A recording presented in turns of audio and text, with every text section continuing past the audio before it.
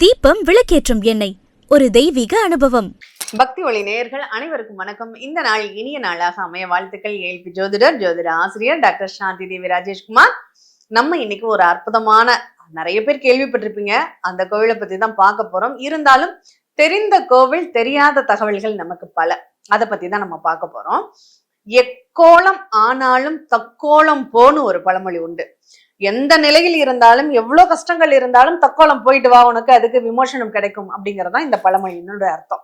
சரி, இதனுடைய உண்மையான நிகழ்வு என்ன தெரியுமா? இந்த பேருக்கு தக்கோலம் ஏன் அப்படின்னு வந்தது, பெயர் காரணம் நம்ம தெரிஞ்சுக்கலாமா? தக்ஷன் ஹோமம் நடத்துறாரு. முறையாக சிவபெருமானுக்கு கொடுக்க வேண்டிய அவிர்ப்பாகத்தை கொடுக்கல, அவரை ஹோமத்துக்கும் அழைக்கல. உடனே பார்வதி தேவி, நான் எங்க அப்பா ஹோமத்துக்கு போறேன்னு சொல்றாங்க, நீங்க போகாதன்றாரு. இல்ல, உங்களை விட்டுட்டு அவர் எப்படி பண்ணலாம், நான் போய் பார்த்துட்டு வரேன்ட்டு இவங்க போறாங்க.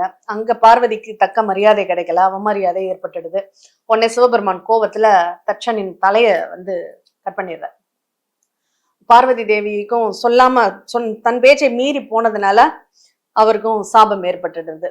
அதை நம்ம எல்லாரும் அறிந்த கதை. இந்த தட்சன் தலை இல்லாம அலையும் போது அவங்களுக்கு பரிகாரம் என்ன அப்படின்போது, எப்பவுமே தெய்வங்கள் நம்மளை தண்டித்தாலும் அதற்கான விமோசனத்தையும் கொடுத்துடுவாங்க. அப்படிதான் சிர நதிக்கரை, அதாவது பாலாறு கிட்ட போய் அங்க தவம் இருங்கன்னு சொல்லி அனுப்பிச்சிடுறாரு. 2 பேரும் தட்சனும் பார்வதியும் வர்றாங்க. இந்த பார்வதி தேவி என்ன பண்றாங்க, ஒரு கன்னி ரூபமாக அங்க பாலாறு கிட்ட மணல்ல லிங்கம் பிடிச்சு அவங்க தவம் இருக்கிறாங்க, வழிபடுறாங்க. அப்ப திடீர்னு ஒரு நாள் ஆறுல வெள்ளப்பெருக்கு ஏற்பட்டுருது. சிவலிங்கத்தை அரிச்சிடுமோன்னு சொல்லி அவங்க அப்படி இறுக்கி அணைச்சிட்டாங்க. அந்த அணைச்ச அந்த திருக்கோலம், அந்த மணல் மேடு வரிகள் அப்படிங்கிறது அங்க பிருத்திவிலிங்கமாக, பேர் ஜலநாதீஸ்வரர் தான் ஈசனுடைய பேரு. ஜலநாதீஸ்வரர்னா ஜலம்னா நீர், ஆனால் இங்க பிருத்திவி மண்ணால் அவங்க பிடித்து வழிபட்டாங்க இல்லையா, அதனால பிருத்திவீஸ்வரராக இருக்காங்க. இதுல இன்னொரு விஷயம், சிவாச்சாரியர்கள் இன்றளவும் சிவலிங்கத்தை தொடாமல், ஏன்னா இன்னைக்கும் பார்வதி தேவி இந்த சிவலிங்கத்தை அணைச்சிருக்கிறதாக ஐதீகம். அதனால சிவாச்சாரியர்கள் தொடாமல் தான் அபிஷேகம் எல்லாம் பண்றாங்க. அப்படி ஒரு சுயம்பு மூர்த்தியாக இருக்கக்கூடிய ஒரு இறைவன் இருக்க. சரி, இந்த தட்சனுக்கு கதையை வருவோம். இவன் என்ன பண்றான், தலை போயிடுச்சேன்னு ஓலமிட்டு அழுகும் போது அவருக்கு ஆட்டுத்தலையை பொருத்தின ஒரு இடம், தட்சனுக்கு தக்க கோலத்தை அளித்ததனால அவருக்கு தக்கோலம் அப்படிங்கிற பேரும் இங்க வந்தது அப்படின்னு எடுத்துக்கலாங்க. அப்படிப்பட்ட ஒரு அருமையான ஒரு ஸ்தலம். சரி, இன்னொரு சம்பவம் என்னன்னு பார்த்தோம்னா, உதிதி முனிவர்னு ஒருத்தர். யார் இந்த உதிதி முனிவர்னா, பிரகஸ்பதி, நம்ம குரு பகவான் தட்சிணாமூர்த்தி. தக்கோலம்னாவே எல்லாருக்கும் தட்சிணாமூர்த்தி தானே ஞாபகத்துக்கு வருவார். இவர் ரொம்ப வித்தியாசமான ஒரு திருக்கோலத்துல அப்படி தலையை சாட்சி ஒரு உட்கடி ஆசனம்னு சொல்றது. இந்த உட்கடி ஆசனத்துல தட்சிணாமூர்த்தி இருக்காரு. சனகாதி முனிவர்கள்லாம் கிடையாது. இவர் என்ன பண்றாரு, நீ உன் குறைய சொல்லு, நான் கேட்டுக்கிறேன் அப்படின்னு சொல்ற மாதிரியான திருக்கோலத்துல இருக்காரு. இந்த மாதிரி இவரை எங்கேயுமே பார்க்க முடியாதுங்க, அவ்வளவு ஒரு அற்புதமான ஒரு ஸ்வரூபம். சரி, இந்த இடத்துல இந்த உதிதி முனிவருக்கும் இந்த தட்சிணாமூர்த்திக்கும் என்ன தொடர்பு அப்படின்னா, இங்க பிரகஸ்பதி, நம்ம குரு பகவான் இருக்காருல்ல, அவருடைய தம்பி தான் இந்த உதிதி முனிவர். இவருக்கு நோய் வந்துருது. இந்த நோயை தீக்கிறதுக்காக இங்க இறைவனை வழிபடுறாரு. அப்போ நந்தி தேவர் வாய் வழியாக கங்கையை அனுப்பி, நீ குளிச்சுட்டு இறைவனை பூஜை பண்ணுன்னு சொல்றாரு. பூஜை பண்ணி அந்த நந்தி தீர்த்தம், ஒரு தீர்த்தத்தின் வழியாக நந்தி அந்த நீர் இன்னொரு தீர்த்தத்தின் வழியாக வெளியேறுது. இது ரெண்டுலையும் குளிக்கும் போது அவருக்கு அந்த நோய் நீங்க பெற்றதாக ஒரு ஐதீகம். அதனால அந்த உதிதி முனிவருக்குன்னு ஒரு தனி சன்னதி அப்படிங்கிறது சின்னதா குட்டியா அங்க அமைச்சிருக்காங்க. சரி, இங்க மகிஷாசுர மர்தினி ரொம்ப நளினமாக இருக்காங்க. அது ரொம்ப காண கிடைக்காத அற்புதமான ஒரு காட்சி. இது முக்கியமா நம்மளுடைய அம்பாளுக்கு வரலாம்.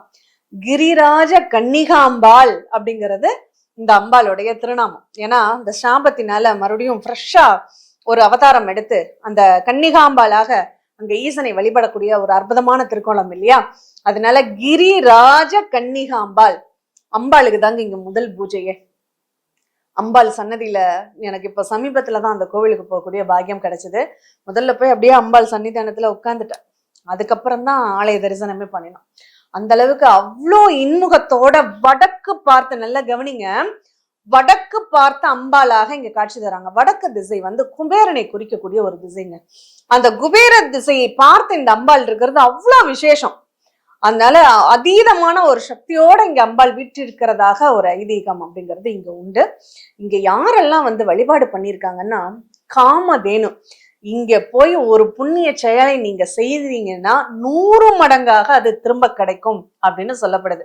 இந்த பாட்சா படத்துலதான் சொல்றாரு, நான் ஒரு தடவை சொன்னா 100 தடவை சொன்ன மாதிரி. அந்த மாதிரி இங்க காமதேனு கேட்டதெல்லாம் கொடுக்கக்கூடிய 30 தேவர்களையும் தன் உடலில் வைத்திருக்கக்கூடிய அந்த காமதேனுவை வழிபட்ட ஒரு ஸ்தலமாக இருப்பதனால நமக்கு ஒரு பங்கு ஒரு புண்ணிய செயலை செய்யுங்க. நமக்கு நிறைய பாவங்கள் செஞ்சிருக்கோம், புண்ணியங்கள் கம்மியா தான் செஞ்சிருக்கோம், நமக்கு அதனால கஷ்டங்கள் ஏற்படுது.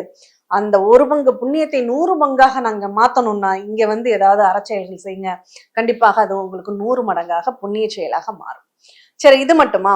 யமன் வந்து வழிபட்டிருக்காரு, இந்திரன் சந்திரன் வந்து வழிபட்டிருக்காங்க, திருமால் வழிபட்டிருக்காரு, பாண்டவர்கள் வழிபட்டிருக்காங்க, சப்த கன்னிகள் வழிபட்டிருக்காங்க. இவ்வளோ ஒரு ஒரு ஒரு உன்னதமான ஒரு ஆலயம், இத்தனை பேரும் வந்து வழிபட்டிருக்காங்க இல்லையா? சரி, அடுத்ததாக இந்த ஊரை சுத்தி இந்த தக்கோலத்துல 7 சிவாலயங்கள் உண்டு, 7 அம்மன் கோவில்கள் உண்டு, 7 விநாயகர் சன்னதிகள் உண்டு. அவ்வளோ ஒரு பிரசித்தி பெற்ற ஒரு ஊரு. நம்ம வாழ்க்கைய நமக்கு ஒரு தக்க கோலத்தை தரணும்னு நீங்க ஆசைப்பட்டீங்கன்னா இந்த தக்கோலம் போய் அந்த ஈசனை ஜலநாதீஸ்வரரையும் கிரிராஜ கன்னிகாம்பாளையும் வழிபாடு செய்யுங்க. அங்க குரு பகவானுகிட்ட நம்ம பிரார்த்தனை பண்ணிக்கிட்டோம்னா கேள்விகள் சிறந்து வழங்கக்கூடிய நீ கேட்ட வரத்தை நான் தருகிறேங்கிற ஒரு திருக்கோலத்துல அங்க காட்சி கொடுக்குறாருங்க. வர மகிழ்ச்சியா ஒருத்தர் இருக்கும்போது நம்ம என்ன வரம் கேட்டாலும் கிடைக்கும் தெரியுமா? அதனால மத்த எல்லா ஆலயங்களையும் தட்சிணாமூர்த்தியை பார்த்தோம்னா என்ன பண்ணுவாரு, அவர் பாட்டுக்கு தியானத்துல இருப்பாரு, மௌன உபதேசமாற சனகாதி முனிவர்களுக்கு மௌன உபதேசம் தரக்கூடிய இடத்துல இருக்காரு. ஆனா இங்க கொஞ்சம் உற்சாகமா என்ன பண்றாரு, உட்கடி ஆசனத்துல ஒரு நடன திருக்கோலத்துல இங்க இருக்காரு. அதனால இவர் என்ன கேட்டாலும் கொடுப்பாரு அப்படிங்கிறதுதான் குரு பகவானுக்கு மிக அற்புதமான பரிகார பிரீஸ்தி ஸ்தலம் அப்படிங்கிறது இந்த தக்கோலம். கட்டாயம் ஒரு முறை தக்கோலத்திற்கு போங்க, உங்களுக்கான தக்க கோலம் அங்க கிடைக்கும் அப்படிங்கிறத நம்ம தெரிஞ்சுக்குவோம். இந்த பார்வதி தேவி நதிக்கரை அந்த பாலாறுங்கிறது இங்க ரொம்ப விசேஷமானது. அந்த காலத்துல எல்லாம் நந்தி வாயில இருந்து தண்ணி வந்துகிட்டே இருக்குமா, ஏன்னா கங்கையை கொண்டு வந்ததுனால. ஆனா இப்போ அதனுடைய நிகழ்வு சுகாதாரம் இதெல்லாமே கொஞ்சம் மாறிடுச்சு. பாலாறுல தண்ணி போகும்போது இங்கேயும் வரும் அப்படின்னு சொல்லியிருக்காங்க. அந்த அளவுக்கு ஒரு உன்னதமான ஒரு அற்புதமான இந்த ஆலயத்திற்கு நம்மளும் போவோம். அந்த குரு கடாட்சம், நமக்கு குருவுடைய அருள், அங்க இறைவனுடைய அருள் எல்லாமே இங்க உண்டு. இன்னும் ஒரு சிறப்பான ஒரு பலன் கட்டாயம் இந்த இடத்துல இதை சொல்லணுங்க. என்ன அப்படின்னா, இந்த ஆலயத்துல ஒவ்வொன்றுமே ரொம்ப வித்தியாசமான விசித்திரமான ஒரு நிகழ்வுகள் தான். இந்த கோயிலுக்கு போறோம், பிரகாரத்தை சுத்தி வர்றோம், கன்னி மூலையில கணபதி தானே இருப்பாரு. இங்க போனோம்னா ஷாக் ஆயிட்டேன். அங்க தம்பதி சமேதராக சுப்பிரமணிய கடவுள் முருகன் காட்சி தர்றார். அருணகிரிநாதர் வந்து இந்த ஆலயத்தை பத்தி பாடியிருக்கார்.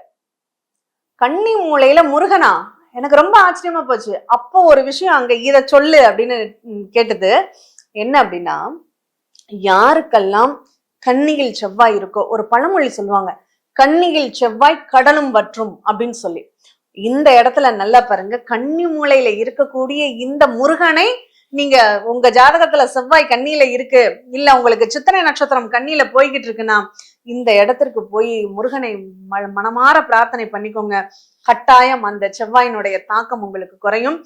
வாஸ்து தோஷம் இருக்கா, கன்னிமூலை பாதிக்கப்பட்டிருக்கு, தென்மேற்கு உங்க வீட்டுல தென்மேற்கு திசை பாதிப்புல இருக்கு, ஒரு கட்டான நிலையில இருக்கு, அல்லது தென்மேற்கு திசையில நீங்க ஏதோ ஒரு கழிவறையவோ செப்டி டேங்கோ ஏதோ ஒண்ணு மாத்தி அமைச்சு வச்சுட்டீங்க, எனக்கு அது ஒரே மன உளைச்சலாக இருக்கு அப்படின்னு நினைக்கிறீங்களா? அந்த வாஸ்து தோஷத்தை நிவர்த்தி பண்றதுக்கு இந்த கன்னி மூலையில இருக்கக்கூடிய முருகப்பெருமானை வணங்கி வழிபட்டு வாருங்கள். அந்த பிரச்சனைகள் படிப்படியாக குறைவதை உங்களால பார்க்க முடியும். நம்ம ஏஎல்பி ஜோதிடத்துல அட்சய லக்னம் கன்னியில் சித்திரை நட்சத்திரம் 1-2 பாதத்துல போகும்போது எதிர்பாராத விபத்து கண்டங்களை சந்திப்பீங்க, இல்ல ஒரு ஆரோக்கியத்துல ஒரு சில உபாதைகள் ஏற்படும், தேவையில்லாத சங்கடங்களை சந்திக்க வேண்டியது இருக்கும்னு சொல்லுவோம். அதை சரி செய்வதற்கு இந்த இடத்துக்கு போகணும்னு எனக்கு தோணுது. அதுதான் என்னடா அது, நம்ம கன்னிக்கு சித்திரை நட்சத்திரத்துக்கு உள்ள அற்புதமான பரிகார ஸ்தலத்துக்குள்ள நம்ம வந்திருக்கோம். இங்க குருவுடைய ஸ்தலம்ங்கிறதுலாம் எனக்கு அப்படியே சிந்தனைகள் அதுக்கப்புறம் தான் ஓடுது. ஆனா இங்க அந்த முருகப்பெருமான் செவ்வாயின் வீரியத்தை குறைக்கக்கூடியவராக இங்க கன்னி மூலையில இருந்து அருள்பாலிக்கிறாரு. அது ரொம்ப விசேஷமானதுங்க. அதனால இந்த முருகனை வாஸ்து குறைபாடு உள்ளவர்கள் போய் வழிபாடு பண்ணுங்க. கண்டிப்பா உங்க வீட்டுல உள்ள வாஸ்து தோஷங்கள் நீங்கும் அப்படின்னு சொல்லலாம். குருவுக்குடைய 3வது பரிகார ஸ்தலம் இது. அதனால அந்த 3ங்கிற எண்ணெய் குருவுக்கு உரையதாங்க. என்ன ஒரு நிகழ்வு, இப்ப நிறைய ஆலயங்கள் பார்த்திருக்கோம், நிறைய விஷயங்கள் பார்த்திருக்கோம். ஒரு இதுல 1 சிறப்பா இருக்கும், 2 சிறப்பா இருக்கும், ஒட்டுமொத்த கோவிலே சிறப்பா இருக்குங்கிறது இந்த ஆலயத்துல தாங்க நான் பார்த்திருக்கேன். அவ்வளவு ஆத்ம திருப்தி அளித்த ஒரு ஆலயமாக இந்த ஆலயம். இன்னொன்னு சப்த கன்னிகள் வெளிப்பட்டிருக்காங்க இல்லையா, அந்த கருவறையில சப்த கன்னிகளுக்கும் அங்க இடம் இருக்கு. அது ரொம்ப விசேஷம், யாருக்குமே தெரியாத ஒரு நிகழ்வு. அதனால அதுவும் ரொம்ப விசேஷமான ஒரு ஆலயம் அப்படிங்கிறதுனால கட்டாயம் போய் வழிபாடு பண்ணுங்க. கன்னி தோஷம் இருக்கு, கன்னி சாபம் இருக்கு, பெண் சாபம் இருக்கு, அதனால கல்யாணம் ஆகல, கல்யாணம் ஆனவங்க விருத்தி இல்லாம இருக்காங்க. ஏன்னா கன்னி மூலையில தான் அங்க முருகன் தம்பதியாக காட்சி தர்றார் பாருங்க. கன்னி மூலையில கணபதி சிங்கிளா இருப்பார், இங்க முருகன் டபுளா இருக்கார். அதனால கல்யாணம் ஆகல அப்படிங்கிற பிரச்சனையில இருக்கிறவங்க கட்டாயம் இங்க போய் முருகனை கும்பிடுங்க. கண்டிப்பா உங்களுக்கு ஒரு கன்னிப்பெண் கிடைக்கும். ஏன்னா அந்த அம்பாளுடைய பேரு கிரிராஜ கன்னிகாம்பாளுங்க. அதனால கண்டிப்பா உங்களுக்கு மணப்பெண் கிடைக்கும்.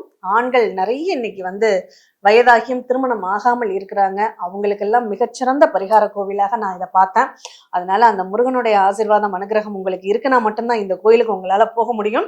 கண்டிப்பா போயிட்டு வாங்க, உங்க பிரச்சனைகள் தீர்வதற்கான வாய்ப்புகள் அங்க இருக்கு. குருவுடைய பார்வையும் அங்க இருக்கும். அதனால குருவோடு சேர்ந்த முருகனின் அனுகிரகத்தையும் பெற்று உங்க திருமண வாழ்க்கை அப்படிங்கிறது உங்களுக்கு சிறப்பாக அமையறதுக்கு வாழ்த்துக்களையும் நாங்களும் தெரிவிச்சுக்கிறோம். அந்த ஜலநாதீஸ்வரர் கிரிராஜ கன்னிகாம்பாளினுடைய அனுகிரகமும் அந்த தக்கோலம் தட்சிணாமூர்த்தியினுடைய அனுகிரகமும் உங்களுக்கு கட்டாயம் நிறைவாக கிடைக்கணும் நாங்களும் பிரார்த்தனை பண்ணிக்கிறோம். நன்றி.